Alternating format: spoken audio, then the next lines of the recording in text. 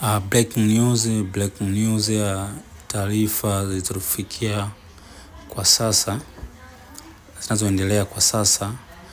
Msanii mwigizaji Carolina amefariki dunia hivi leo asubuhi akiwa nchini India katika matibabu, na leo alitarajiwa kurejea kwenye nchi yake Tanzania, lakini kwa bahati mbaya alizidiwa ghafla akawa amekimbizwa hospitali ni chumba cha dharura na mauti yalipomfika. Kwa hiyo tumejaribu kuwasiliana na wenzake wa karibu, bado hawajatoa taarifa rasmi, lakini tutaendelea kupeana update jinsi inavyoendelea. Alikuwa anasumbuliwa na tumbo, kwenye utumbo, sehemu ya chakula, na alifanyiwa operation zaidi ya 25 mpaka 30, na alikuwa India muda mrefu kidogo kama mwezi na nusu hivi kwenye matibabu, na alifanywa operation yake ilienda vizuri.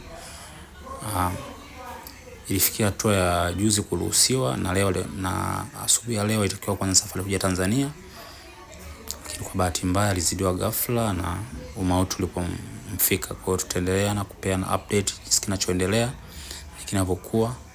Sisi ni Watanzania, au msiba ni kwetu sote, tuendelee kuombeana dua.